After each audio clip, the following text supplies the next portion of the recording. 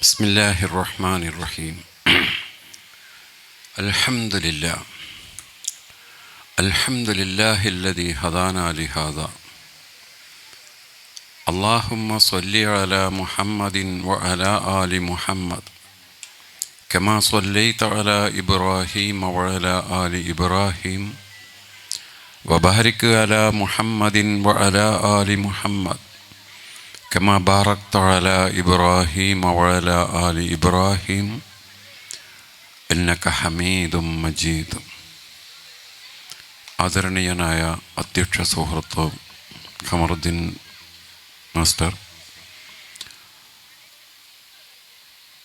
ഈ പരിപാടിയുടെ നിയന്ത്രണം നടത്തിക്കൊണ്ടിരിക്കുന്ന, ഈ സംവിധാനത്തെ നിയന്ത്രിച്ചുകൊണ്ടിരിക്കുന്ന ബഹുമാന്യനായ അബ്ദുറഹ്മാൻ നദവി, ഈ വേദിയിലുള്ള പ്രിയപ്പെട്ട സഹോദരന്മാരെ, സഹോദരിമാരെ, അസ്സലാമു അലൈക്കും വറഹ്മത്തുള്ളാഹി. വർദ്ധിച്ച സന്തോഷത്തോടു കൂടിയാണ് ഈ വേദിയിൽ ഞാൻ എഴുന്നേറ്റ് നിൽക്കുന്നത്. അല്ലാഹു സുബ്ഹാനഹു വ തആല നമ്മെ എല്ലാവരെയും അനുഗ്രഹിക്കുമാറാകട്ടെ. ഈ പരിപാടിയുടെ ഔപചാരികമായ ഉദ്ഘാടന കർമ്മം ബിസ്മില്ലാഹിർ റഹ്മാനിർ റഹീം എന്നുച്ചരിച്ചുകൊണ്ട് നിർവഹിച്ചതായി നിങ്ങളെ അറിയിക്കുന്നു.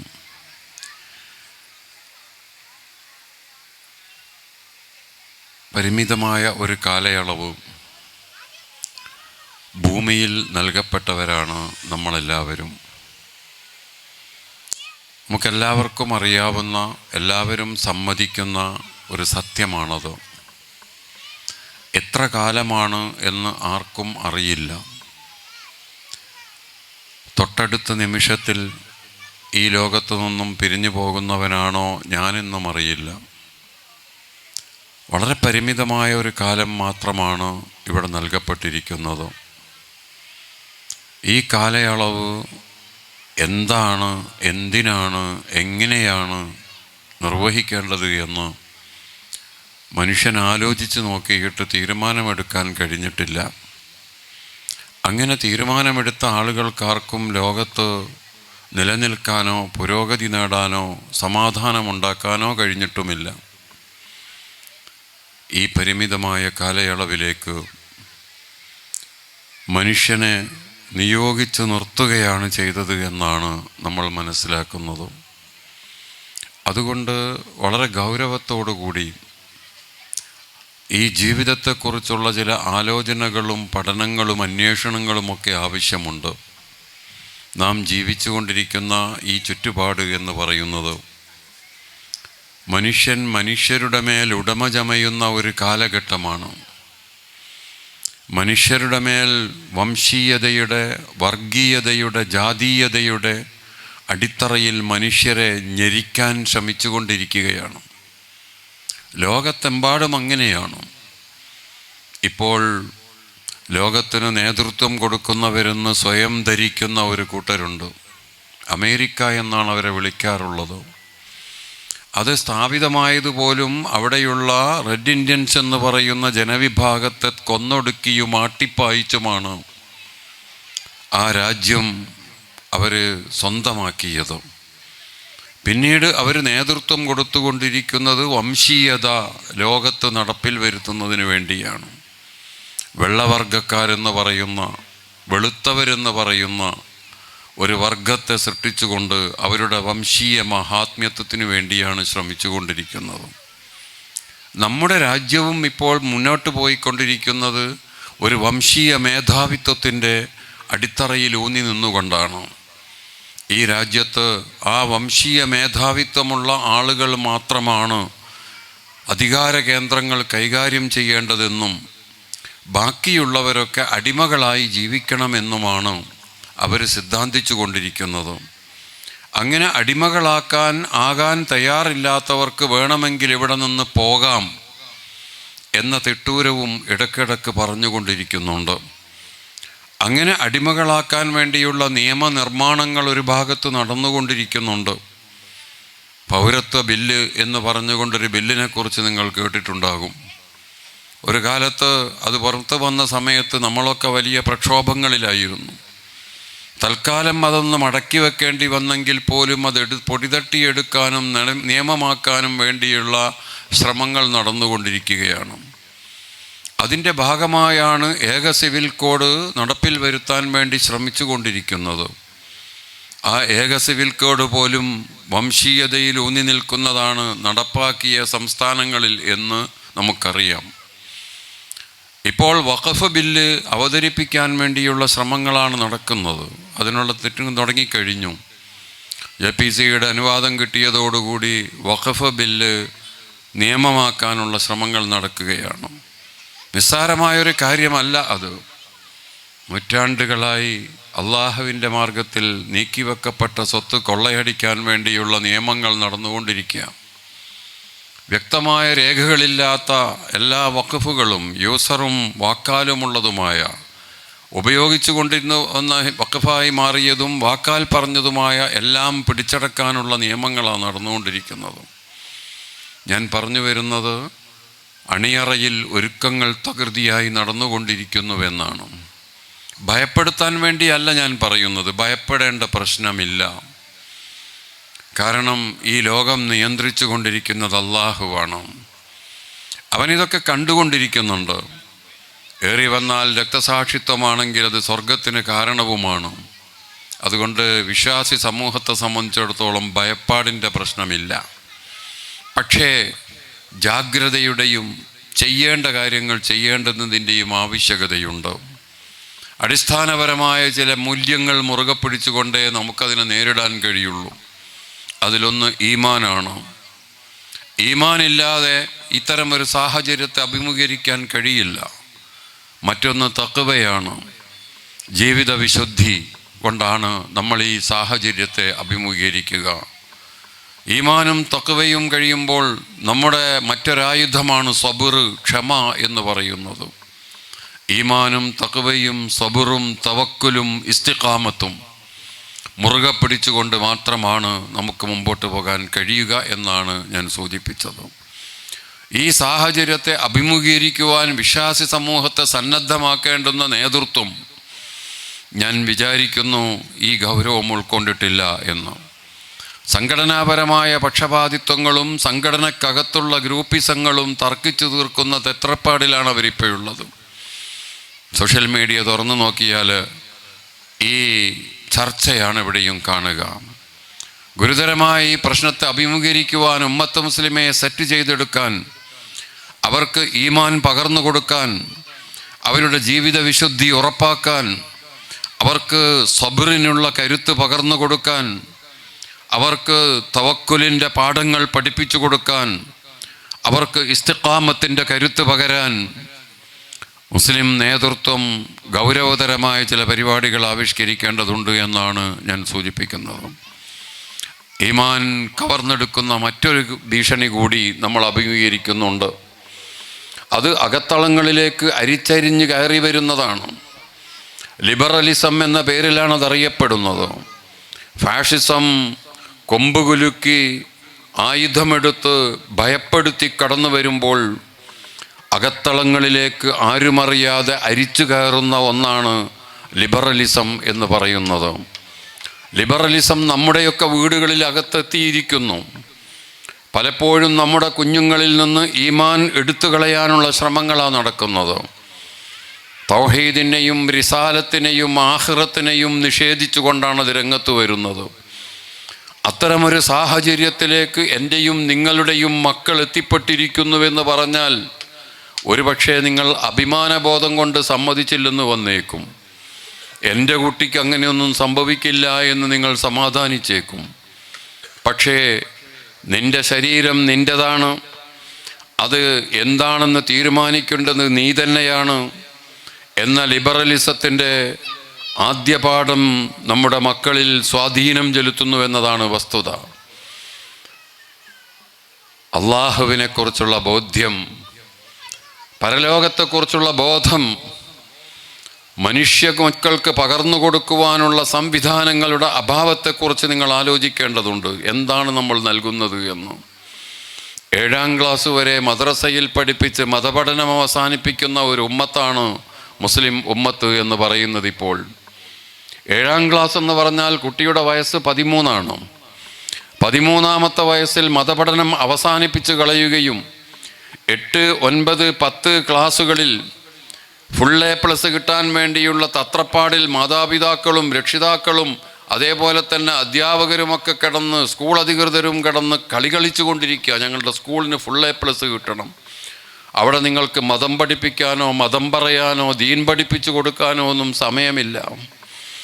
+1 ക്ലാസ്സിലെത്തുമ്പോഴേക്ക് സർക്കാർ വിദ്യാലയത്തിലേക്ക് കയറി ചെല്ലുന്ന ഒരു കുട്ടിയോട് അവിടെയുള്ള ലിബറലിസ്റ്റുകളുടെ മക്കളും ലിബറലിസ്റ്റുകളായ അധ്യാപകരും ഈ കുട്ടിയോട് ചോദിക്കുന്നുണ്ട്, എവിടെയാണ് നിൻ്റെ പടച്ചവൻ?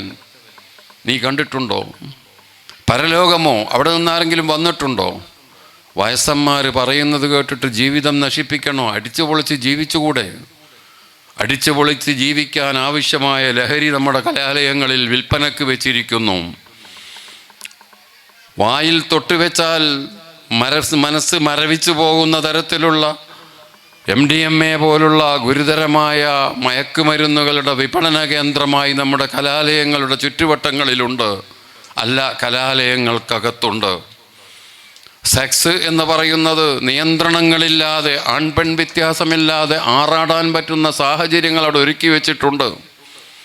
ആ സാഹചര്യങ്ങളിലേക്ക് അള്ളാഹുവിനെക്കുറിച്ചുള്ള ബോധം പകർന്നു നൽകപ്പെട്ടിട്ടില്ലാത്ത, പരലോകത്തെക്കുറിച്ച് അറിയാൻ കഴിയാത്ത, ബോധ്യം നൽകാൻ കഴിഞ്ഞിട്ടില്ലാത്ത ഈ കുഞ്ഞുമക്കളെ അയച്ചു കൊടുത്തിട്ട് അവർ കെട്ടുന്ന മാർക്കും അവരുടെ ജോലിയും സ്വപ്നം കണ്ട് ജീവിച്ചു കൊണ്ടിരിക്കുന്ന മാതാപിതാക്കൾ അവസാനം എത്തിപ്പെടുന്നത് എവിടെയാണെന്ന് പത്രം വായിക്കുന്ന നിങ്ങളോട് ഞാൻ പ്രസംഗിക്കേണ്ടതില്ല. ഈ സമയത്ത് ഒരൽപ്പം മാറി നിൽക്കാൻ നമുക്ക് കഴിയേണ്ടതുണ്ട് എന്നാണ് ഞാൻ പറയുന്നത്. വിശദാംശങ്ങളിലേക്ക് പോകാൻ നമുക്ക് സമയമുണ്ടാവില്ല. ഒരു വിദ്യാലയത്തിൻ്റെ വാർഷികവുമായി ബന്ധപ്പെട്ട് കുഞ്ഞുകുട്ടികൾ പരിപാടികൾ അവതരിപ്പിക്കാൻ കാത്തിരിക്കുമ്പോൾ അത് കാണാൻ വേണ്ടി വന്നിരിക്കുന്ന ഉപ്പമാരുടെ മുമ്പിൽ നിന്ന് വലിയ വലിയ കാര്യങ്ങളൊക്കെ പറയുന്നതിന് പരിധിയുണ്ട്. പക്ഷേ ഒരു കാര്യം പറയാതെ വയ്യ. വിശുദ്ധ ഖുർആൻ അള്ളാഹുവിനെ ബോധ്യപ്പെടുത്തി കൊടുത്തത് പ്രാപഞ്ചിക പ്രതിഭാസങ്ങളിലേക്ക് കണ്ണയപ്പിച്ചുകൊണ്ടാണ്. ഇന്ന ഫീ ഖൽഖിസ് സമാവാതി വൽ അർളി വഖ്തിലാഫിൽ ലൈലി വൻ നഹാരി വൽ ഫുൽകില്ലത്തി തജ്രി ഫിൽ ബഹരി ബിമാ യൻഫഉൻ നാസ് വമാ അൻസലല്ലാഹു മിനസ് സമാഇ മിൻ മാഇൻ ഫഅഹ്യാ ബിഹിൽ അർള ബഅദ മൗതിഹാ വബസ്സ ഫീഹാ മിൻ കുല്ലി ദാബത്തിൻ വതസ്രീഫിർ റിയാഹി വസ്സഹാബിൽ മുസഖ്ഖരി ബൈനസ് സമാഇ വൽ അർള് ലആയാതിൻ ലിഖൗമിൻ യഖിലൂൻ.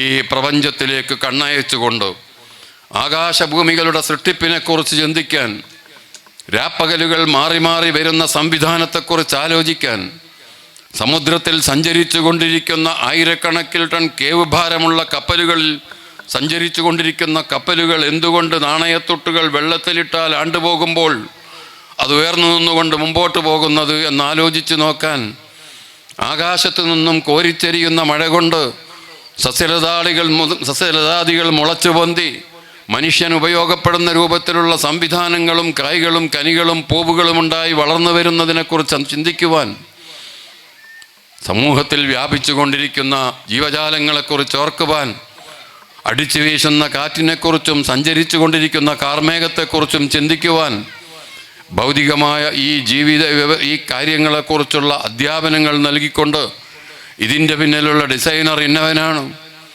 ഇതിൻ്റെ പിന്നിൽ ക്രിയേഷനാണ് നടന്നിരിക്കുന്നത്, പ്ലാനിങ് ഉണ്ട് ഇതിൻ്റെ പിന്നിൽ, യാദൃച്ഛികമായി സംഭവിക്കുന്നതല്ല എന്ന് കുട്ടിയെ ബോധ്യപ്പെടുത്തി കൊടുക്കാൻ നമുക്ക് കഴിയുമോ എന്നാലോചിക്കേണ്ടതാണ്. മനുഷ്യൻ്റെ സൃഷ്ടിപ്പിനെ കുറിച്ച് ഖുർആൻ ചിന്തിപ്പിക്കുന്നുണ്ട്. എങ്ങനെയാണ് ഈ മനുഷ്യനുണ്ടായത് എന്ന്. ശരീരത്തിൽ നിന്നും പുറന്തള്ളുന്ന ഒരു വസ്തുവിൽ നിന്ന് അഫറഅയ്തും മാ തുംനൂൻ അഅൻതും തഖ്ലുഖൂനഹു അം നഹ്നുൽ ഖാലിഖൂൻ.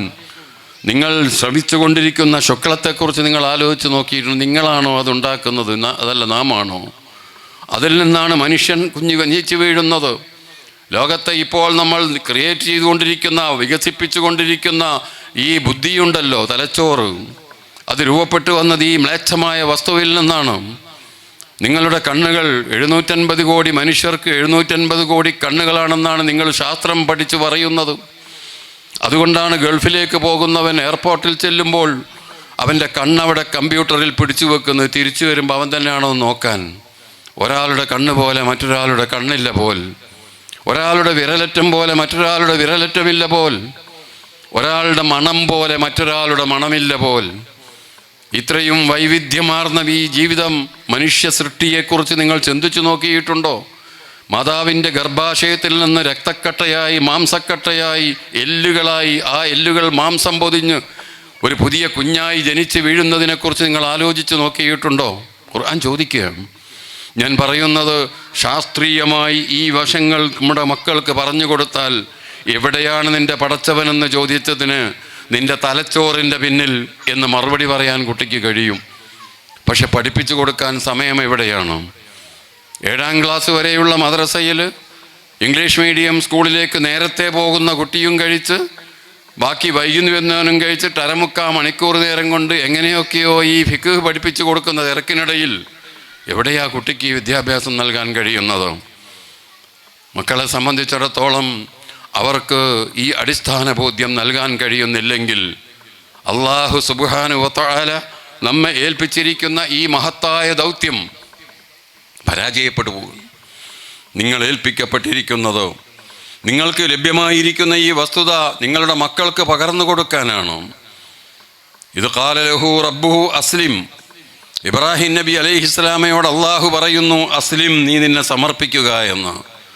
ഇബ്രാഹിം നബി അലൈഹിസ്സലാം പറഞ്ഞു, ഖാല അസ്ലംതു ലിറബ്ബിൽ ആലമീൻ, ഞാൻ എന്നെ ലോകരക്ഷിതാവിന് സമർപ്പിച്ചിരിക്കുന്നു എന്ന്.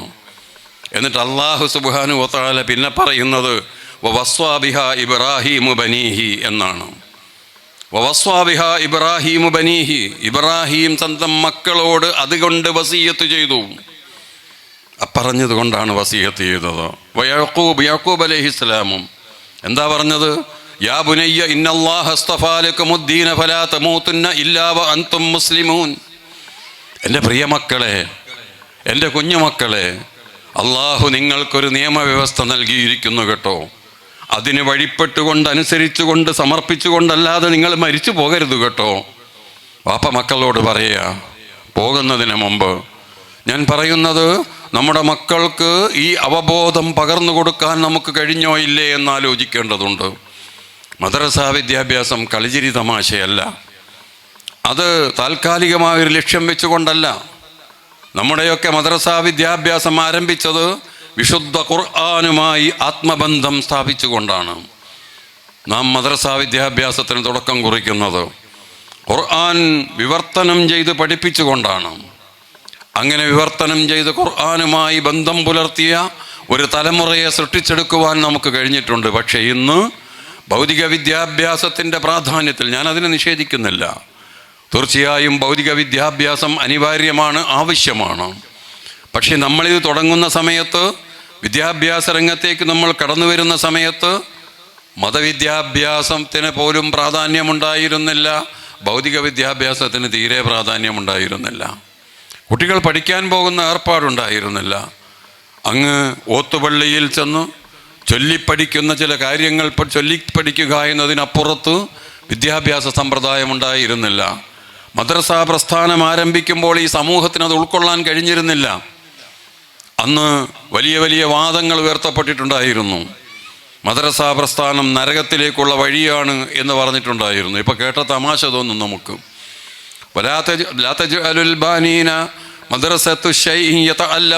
എന്ന് പാട്ടുപാടിയ ഒരു കാലം ഉണ്ടായിരുന്നു. ഒരു കാലത്തും നിങ്ങൾ നിങ്ങളുടെ മക്കളെ മദ്രസയിലേക്ക് പറഞ്ഞയക്കുന്നവരാകരുത് എന്ന്. മദ്രസയിലെ മീമും ജഹന്നമിൻ്റെ മീമും ഒരേ മീമാണ് എന്ന് പറഞ്ഞിട്ടുണ്ടായിരുന്നു. അവിടെയാണ് നമ്മൾ മദ്രസ പ്രസ്ഥാനം ആരംഭിക്കുന്നത്. ആ മദ്രസ പ്രസ്ഥാനം ആരംഭിക്കുന്ന സമയത്ത് ഇസ്ലാമിക അവബോധം കുട്ടികളിൽ ഉണ്ടാക്കാൻ ശ്രമിച്ചു എന്നാണ് ഞാൻ പറയുന്നത്. വിശുദ്ധ ഖുർആൻ ചർച്ചയാവുകയായിരുന്നു, വിശുദ്ധ ഖുർആൻ പഠിക്കാൻ ശ്രമിക്കുകയായിരുന്നു. പക്ഷേ ആ പാഠം തുടർന്ന് കൊണ്ടുപോകാൻ നമുക്ക് കഴിഞ്ഞോ എന്നത് നമ്മൾ ആലോചിക്കേണ്ട വിഷയമാണ്. അന്ന് ഭൗതിക വിദ്യാഭ്യാസത്തിൻ്റെ പ്രാധാന്യം എടുത്തുകൊണ്ട് അന്ന് തുടങ്ങിയ മദ്രസകളിൽ, സ്കൂളുകളിലെ ചില പാഠപുസ്തകങ്ങൾ കൂടി പഠിപ്പിച്ചിരുന്നു. നമ്മൾ കുട്ടികളെ പഠിപ്പിച്ചിട്ടുണ്ടായിരുന്നു. പക്ഷേ ഇന്നിപ്പോൾ ഈ ഭൗതിക വിദ്യാഭ്യാസത്തിൻ്റെ തള്ളലിൽ മതവിദ്യാഭ്യാസം സൈഡായി പോവുകയും അത് ശ്രദ്ധിക്കപ്പെടാതെ പോവുകയും ചെയ്തുകൊണ്ടിരിക്കുന്നുവെന്നാണ് ഞാൻ സൂചിപ്പിക്കുന്നത്. ഒറ്റപ്പെട്ട സംഭവമല്ല, എല്ലാവരെ സംബന്ധിച്ചിടത്തോളവും അതങ്ങനെ ആയിക്കൊണ്ടിരിക്കുകയാണ്. കുട്ടികളെ സംബന്ധിച്ചിടത്തോളം അവരുടെ ചിന്താധാരയിലേക്ക് നേരത്തെ പറഞ്ഞ ലിബറലിസം കടന്നു കയറുന്നു. My body is my choice എന്നാണ് പറയുന്നത്. എൻ്റെ ബോഡി, എൻ്റെ ശരീരം എൻ്റെ ഇഷ്ടമാണ്, അതുകൊണ്ട് എന്നോടാരും കൽപ്പിക്കാൻ വരേണ്ടതില്ല എന്ന്, എനിക്കറിയാം എങ്ങനെ ജീവിക്കണമെന്ന് അവർക്ക് പറഞ്ഞു കൊടുക്കുന്ന കാര്യമാണത്. അവർ സ്വന്തം ചിന്തിച്ചുണ്ടാക്കിയതല്ല. യഥാർത്ഥത്തിൽ ഏറ്റവും വിദണ്ഡമായൊരു വാദമാണത്. കാരണം മൈ ബോഡി എന്നത്, എൻ്റെ ബോഡി എന്നത് എൻ്റെതല്ലല്ലോ, ഞാനല്ലല്ലോ ഇത് തീരുമാനിക്കുന്നത്. ഞാൻ എവിടെ ജനിക്കണമെന്ന് ഞാനല്ലല്ലോ തീരുമാനിച്ചത്. എൻ്റെ ആകാര സൗഷ്ഠവം എന്താകണമെന്ന് ഞാനല്ലല്ലോ തീരുമാനിച്ചത്. എൻ്റെ ആരോഗ്യം എങ്ങനെയാകണമെന്ന് ഞാനല്ലല്ലോ തീരുമാനിച്ചത്. ഞാൻ എപ്പോഴാണ് മരിച്ചു പോവുക എന്ന് ഞാനല്ലല്ലോ തീരുമാനിക്കുന്നത്. പിന്നെ ഈ എൻ്റെ ബോഡി എന്ന് പറയുന്ന വർത്തമാനത്തിന് എന്തർത്ഥമാണുള്ളത്? യഥാർത്ഥത്തിൽ ഇത്തരത്തിലുള്ള അപകടകരമായ ചിന്താധാരകളിലൂടെ മക്കളുടെ മനസ്സിൽ കടന്നു കയറി അവരെ സ്വതന്ത്രരാക്കിയെടുത്ത് കുടുംബത്തിൽ നിന്നവരെ മാറ്റി നിർത്തി കുടുംബം എന്ന ഘടനയെ തകർക്കാൻ വേണ്ടിയുള്ള ശ്രമങ്ങളൊക്കെ നടന്നുകൊണ്ടിരിക്കുമ്പോൾ നമ്മളിങ്ങനെ പരസ്പരം തർക്കിച്ചും വിതർക്കങ്ങളിൽ ഏർപ്പെട്ടും വാഗ്വാദങ്ങൾ നടത്തിയുമൊക്കെ കഴിഞ്ഞു പോയാൽ പോരാ. ഗൗരവതരമായ ചില ചിന്തകൾ വേണ്ടതുണ്ട്. അതുകൊണ്ടാണ് ഞാൻ പറഞ്ഞത് ഖുർആൻ പഠിക്കാൻ നിങ്ങൾ ഉന്നതമായ സംവിധാനങ്ങൾ ഉണ്ടാക്കണം എന്ന്. അബ്ദുറഹ്മാൻ സാഹിബ് അദ്ദേഹത്തിൻ്റെ മനസ്സിൽ ഇത് കടന്നുകൂടിയത് കൊണ്ട് കാട്ടിക്കൂട്ടുന്ന കുറേ വെപ്രാളങ്ങളുണ്ട്. ആ വെപ്രാളം കൊണ്ടുണ്ടായ ചില സ്ഥാപനങ്ങളാണിതൊക്കെ. അത് അദ്ദേഹത്തിൻ്റെ മാത്രം ഒരു അസ്വസ്ഥതയായി മാറേണ്ടതല്ല, മറിച്ച് അത് ഈ പ്രദേശത്തുള്ള ഓരോരുത്തരുടെയും അസ്വസ്ഥതയായി മാറേണ്ടതാണ്. എങ്ങനെയാണ് അതിനൊരു പരിഹാരമാർഗം ഉണ്ടാവുക എന്ന് നിങ്ങൾ കൂടിയിരുന്ന് ആലോചിക്കണമെന്നാണ് ഞാൻ സൂചിപ്പിക്കുന്നത്. രക്ഷിതാക്കൾ അസ്വസ്ഥരാണ്. എൻ്റെ നാട്ടിൽ കഴിഞ്ഞ വർഷം ഞങ്ങൾ +1 +2 ക്ലാസ്സിൽ പഠിക്കുന്ന, നേരത്തെ സൂചിപ്പിച്ചല്ലോ, കുട്ടികളെ വിളിച്ചു കൂട്ടിയൊരു ക്ലാസ് തുടങ്ങി. 26 കുട്ടികൾ ആ ക്ലാസ്സിൽ ഒരു കൊല്ലം പൂർത്തിയാക്കി. തൗഹീദിൻ്റെയും റിസാലത്തിൻ്റെയും ആഖിറത്തിൻ്റെയും അടിത്തറയിൽ ചർച്ചകൾ നടത്തി കുട്ടികളുടെ സംശയങ്ങൾക്ക് നിവാരണങ്ങൾ നൽകി. ഒരു വർഷം കഴിഞ്ഞപ്പോൾ അവർക്ക് ഞങ്ങൾ സർട്ടിഫിക്കറ്റ് കൊടുത്തു വിട്ടിരിക്കുക. ഇപ്പോൾ ഞങ്ങൾ 25 വർഷം കുട്ടികളെ വീണ്ടും വിളിച്ചു കൂട്ടിയിരിക്കുന്നു. ഞാൻ പറയുന്നത് അവിടെ വേണം, കതിരിൽ അല്ല വളം വെക്കേണ്ടത് അവിടെയാണ് എന്നാണ്. കുട്ടികൾക്ക് അവരുടെ ചിന്തകൾ വളരുന്നിടത്ത്, അവരുടെ സംശയങ്ങൾ ഉത്ഭവിക്കുന്നിടത്ത് നമുക്ക് നല്ല കൃത്യമായ മറുപടി പറയാനുണ്ട്. നമുക്ക് അല്പം പേടിക്കാനൊന്നുമില്ല. പക്ഷെ അത് കൊടുക്കാൻ സന്ദർഭങ്ങൾ ഉണ്ടാകേണ്ടതുണ്ട് എന്നാണ് ഞാൻ സൂചിപ്പിച്ചത്. അതുകൊണ്ട് ഉമ്മത്ത് മുസ്ലിമ ഗൗരവത്തോടു കൂടി വിഷയത്തെ കാണണം. രണ്ടാമത്തെ ഒരു വിഷയം എന്തെന്ന് ചോദിച്ചാൽ, ഉമ്മത്ത് മുസ്ലിമ വിദ്യാഭ്യാസ രംഗത്ത് ഈ വിഷയത്തെ ഗൗരവത്തോടുകൂടി കാണുമെന്നതോടൊപ്പം സ്വന്തം ഉത്തരവാദിത്തം എന്താണ് എന്ന് മുസ്ലിം ഉമ്മത്ത് തിരിച്ചറിയണം എന്നതാണ്. മുസ്ലിം ഉമ്മത്ത് എന്ന് പറയുന്നത് ആരോ അല്ല, ഞാനും നിങ്ങളുമൊക്കെയാണ്. എന്താണ് നമ്മളുടെ ഡ്യൂട്ടി എന്ന് വിശുദ്ധ ഖുർആൻ നമുക്ക് കൃത്യമായി പറഞ്ഞു തന്നിട്ടുണ്ട്. ഖുർആൻ പഠിക്കുമ്പോൾ നമുക്ക് നമ്മുടെ ഡ്യൂട്ടി തിരിച്ചറിയാൻ കഴിയും. നമ്മുടെ ഡ്യൂട്ടി എന്താണെന്ന് കൃത്യമായി ഖുർആൻ പറഞ്ഞു. കുന്തും ഖൈറ ഉമ്മത്തിൻ ഉഖ്രിജത ലിന്നാസ്, നിങ്ങൾ ഈ ഭൂമിയിൽ ആർമാദിക്കാൻ വേണ്ടി ഉണ്ടാക്കി നിയോഗിക്കപ്പെട്ടവരല്ല. നിങ്ങൾ ഇവിടുത്തെ ആഹ്ലാദങ്ങൾ തേടിപ്പോകേണ്ടവരല്ല. നിങ്ങൾക്ക് ഈ ഭൂമിയല്ല നൽകിയിരിക്കുന്നത്. നിങ്ങൾക്ക് പാഠമാകാനും പഠിക്കാനും മനസ്സിലാക്കാനും അനുഭവിക്കാനും മാത്രമാണ് ഈ ഭൂമി, ഈ പ്രപഞ്ചമെന്ന് പറയുന്നത്. നിങ്ങൾക്ക് വേറൊരു ലോകം സൃഷ്ടിച്ചു വെച്ചിട്ടുണ്ട്. സൃഷ്ടിച്ചു വെച്ചിരിക്കുന്നുവെന്ന് വെറുതെ പറയുകയല്ല. ഒരു ഭൂമി നമ്മളെ കൊണ്ട് അനുഭവിപ്പിച്ചു. കായികനികളും അതുപോലെ തന്നെ സസ്യലതാദികളുമൊക്കെ നിറഞ്ഞു നിൽക്കുന്ന ഒരു ലോകം നമുക്ക് കാണിച്ചു തന്നു. സൗന്ദര്യം നിറഞ്ഞു നിൽക്കുന്ന കാശ്മീറും അതുപോലെ തന്നെ മൂന്നാറുമൊക്കെ കാണാൻ നമ്മൾ പോകുന്നുണ്ടല്ലോ. ഈ ലോകം മനോഹരമാക്കി സൃഷ്ടിച്ചു വെച്ചിരിക്കുന്നു. ഈ ലോകം സങ്കീർണമായ ഒരുപാട് സംഗതികൾ കൊണ്ട് കൂട്ടിഘടിപ്പിക്കപ്പെട്ട് വെച്ചിരിക്കുകയാണ്. എല്ലാം പരസ്പര ബന്ധിതമായി ചലിച്ചു കൊണ്ടിരിക്കുന്ന ഒരു ലോകത്തെ മുമ്പിൽ നിർത്തി കാണിച്ചുകൊണ്ടാണ് അള്ളാഹു പറയുന്നത്, നിങ്ങൾക്കിതിനേക്കാൾ മെച്ചപ്പെട്ട മറ്റൊന്നുണ്ടാക്കി വെച്ചിരിക്കുന്നു എന്ന്. ശൂന്യതയിൽ നിന്നല്ല. അതുകൊണ്ട് ആ ലോകത്തേക്ക് വേണ്ടി നിങ്ങൾ നിയോഗിക്കപ്പെട്ടവരാണ്. കുന്തും ഖൈറ ഉമ്മത്തിൻ ഉഖ്രിജത ലിന്നാസ്. ഈ നാട്ടിലെ മനുഷ്യർ അവർ വിശ്വാസപരമായ പ്രയാസങ്ങളിൽ അകപ്പെട്ടുകൊണ്ടിരിക്കും. മനസ്സിന് സമാധാനം കിട്ടുന്നില്ല. എനിക്കും നിങ്ങൾക്കും കിട്ടുന്ന സമാധാനം ഇവിടുത്തെ മനുഷ്യർക്ക് ലഭ്യമല്ല. കാരണം അവരുടെ മനസ്സ് അസ്വസ്ഥമാണ്. അലാ ബിദിക്രില്ലാഹി തത്മഇന്നുൽ ഖുലൂബ്. അറിയുക, അള്ളാഹുവിനെ കുറിച്ചുള്ള ദിക്റ് കൊണ്ട് മാത്രമേ, സ്മരണ കൊണ്ട് മാത്രമേ ഹൃദയങ്ങൾ ശാന്തമാവുകയുള്ളൂ. ആ അഭാവത്തിൽ, ആ സ്മരണകളുടെ അഭാവത്തിൽ മനുഷ്യൻ അസ്വസ്ഥനായി മാറുന്നു. അവൻ ലഹരിക്ക് അടിപ്പെട്ടു പോകുന്നു. അവൻ ആത്മഹത്യയിലേക്ക് തിരിയുന്നു. അവൻ്റെ കുടുംബത്തിൽ ഛിദ്രതകൾ ഉണ്ടാകുന്നു. കൊലപാതകങ്ങളും ക്രൂരതകളും അരങ്ങേറുന്നു. മനുഷ്യ മനസ്സ് അസ്വസ്ഥമാണ്. അവർക്ക് അല്ലാഹുവിൻ്റെ സന്ദേശം കൈമാറ്റം ചെയ്യപ്പെടേണ്ടതുണ്ട്. നിങ്ങൾക്കാണ് അതിൻ്റെ ഡ്യൂട്ടി നിശ്ചയിക്കപ്പെട്ടിരിക്കുന്നത്. നിങ്ങൾക്ക് മുമ്പ് നിയോഗിക്കപ്പെട്ട മഹാന്മാരായ പ്രവാചകന്മാർ നിർവഹിച്ച ഈ ദൗത്യം ഈ കാലഘട്ടത്തിൽ ഏറ്റെടുക്കാനുള്ള ചുമതല ഉമ്മത്ത് മുസ്ലിമക്കുണ്ട് എന്നാണ് പറഞ്ഞതിനർത്ഥം. അതുകൊണ്ട് മനുഷ്യ മനസ്സിന് സമാധാനം നൽകുവാനുള്ള ഈ മാർഗദർശനം ഏറ്റവും കൂടുതൽ പ്രസക്തമായ ഒരു കാലഘട്ടത്തിൽ അത് നിർവഹിക്കാനുള്ള ബാധ്യതയുണ്ട്. മനുഷ്യൻ അനുഭവിക്കുന്ന സാമ്പത്തിക പ്രതിസന്ധിയുണ്ട്. മുതലാളിത്തം അതിൻ്റെ സമ്പദ്ഘടന വെച്ചുകൊണ്ട് ഈ മനുഷ്യനെ ഞെക്കിപ്പിഴിഞ്ഞുകൊണ്ടിരിക്കുകയാണ്. Profit is our motto. ലാഭമാണ് ഞങ്ങളുടെ ലക്ഷ്യം. മറ്റൊന്നും നോക്കേണ്ടതില്ല. ആരോടും ഉത്തരം പറയേണ്ടതില്ല. ആരോടും മറുപടി പറയേണ്ടതില്ല. അതുകൊണ്ട് ഞങ്ങളുടെ ബിസിനസ്സിൽ ലാഭമുണ്ടായാൽ മതി. വിഷം തീറ്റിച്ച് നിങ്ങളെ ഇഞ്ചിഞ്ചായി കൊന്നുകളയാൻ മുതലാളിത്തത്തിന് അല്പവും മടിയില്ല. വാങ്ങുന്ന സാധനങ്ങളിൽ മുഴുവനും ടേസ്റ്റിൻ്റെ, കളറിൻ്റെ, പ്രിസർവേറ്റീവ്സിൻ്റെ പേരിൽ വിഷം പാക്ക് ചെയ്ത് നമ്മളുടെ കയ്യിലേക്ക് എത്തിക്കുകയാണ്. വാരി വിഴുങ്ങാനല്ലാതെ നമുക്കൊന്നും കഴിയില്ലല്ലോ. ആശുപത്രിയിൽ കൊണ്ടുചെന്നാൽ മരിക്കാൻ പോകുന്ന മനുഷ്യനെ വെന്റിലേറ്ററിലിട്ടിട്ട് വിലപേശിയിട്ട് ബില്ല് വർദ്ധിപ്പിക്കുന്ന കൊള്ളയാണ് നടന്നുകൊണ്ടിരിക്കുന്നത്. എന്താ സംഭവം? അള്ളാഹുവിൻ്റെ മുമ്പിൽ മറുപടി പറയേണ്ടതുണ്ട് എന്ന ബോധ്യമില്ലാത്ത ഒരു തലമുറയിൽ നിങ്ങൾ ജീവിക്കേണ്ടി വന്നാൽ നിങ്ങൾ അനുഭവിക്കുന്ന പ്രയാസമാണ്. നേരത്തെ ഹുസൈൻ സഖാഫി പറഞ്ഞല്ലോ, ഒമൻ അഅറള അൻ ദിക്രി ഫഇന്ന ലഹു മഈശത്തൻ ലങ്ക എന്ന്. ആ ലങ്ക്, ആ കുടുസ് ഈ ജീവിതത്തിൽ അനുഭവിച്ചു കൊണ്ടിരിക്കുകയാണ്. കുടുംബങ്ങൾ തകർക്കുകയാണ്. അതിൻ്റെ കെടുതികൾ അനുഭവിക്കുകയാണ്. മൗലികമായ 3 ലക്ഷ്യങ്ങൾക്ക് വേണ്ടിയാണ് കുടുംബം ഇസ്ലാം ചെയ്തിരിക്കുന്നത്. മനുഷ്യനെ സൃഷ്ടിച്ചത് തന്നെ അങ്ങനെയാണ്. അതിലൊന്ന് കുഞ്ഞുങ്ങളുടെ പരിപാലനമാണ്. ഒന്ന് മനസ്സിൻ്റെ സമാധാനമാണ്. രണ്ടാമത്തത് കുഞ്ഞുങ്ങളുടെ പരിപാലനമാണ്. മൂന്നാമത്തത് കുടുംബങ്ങളിൽ പ്രയാസപ്പെടുന്ന ആളുകളുടെ പരിചരണമാണ്. ഈ 3 ലക്ഷ്യങ്ങളും വ്യാപാരവൽക്കരിക്കാൻ വേണ്ടിയുള്ള ശ്രമങ്ങളാണ് നടന്നുകൊണ്ടിരിക്കുന്നത്. സുഖം നൽകാൻ വേണ്ടിയിട്ട് മാർക്കറ്റിൽ കിട്ടാവുന്ന ലൈംഗികതയും ലഹരിയുമൊക്കെ വിറ്റഴിച്ചുകൊണ്ട് മനുഷ്യ മനസ്സിനെ സമാധാനപ്പെടുത്താൻ ശ്രമിക്കുകയാണ്. കുട്ടികളെ വളർത്താൻ സർക്കാർ സംവിധാനങ്ങളും ക്യാഷ് ഹോമുകളും ചെറിയ ചെറിയ സംവിധാനങ്ങളും ഉണ്ടാക്കിയിട്ട് അവിടെ ബില്ല് കൊടുത്ത് കുട്ടികളെ പോറ്റാനുള്ള സംവിധാനങ്ങളാക്കുകയാണ്. വാർദ്ധക്യത്തിൽ അങ്ങ് വൃദ്ധസദനങ്ങളിലേക്ക് മാറ്റിയിട്ട് അവരെ കൊള്ള ചെയ്യാനുള്ള സംവിധാനങ്ങളാണ് നടക്കുന്നത്. കച്ചവടമാണ്. ഞാൻ പറഞ്ഞു വന്നത് ദീർഘിപ്പിക്കുകയല്ല. ഞാൻ പറഞ്ഞു വരുന്നത് വിശുദ്ധ ഖുർആൻ സമൂഹത്തിൽ നിന്ന് മാറ്റി നിർത്തിയതുകൊണ്ട് മുസ്ലിം സമുദായം സമ്മതിച്ചു കൊടുത്തതാ. ദീനെന്ന് പറഞ്ഞാൽ മതപരമായ കാര്യങ്ങളാണ്. ദീനെന്ന് പറഞ്ഞാൽ ആരാധനകൾ മാത്രമാണ്.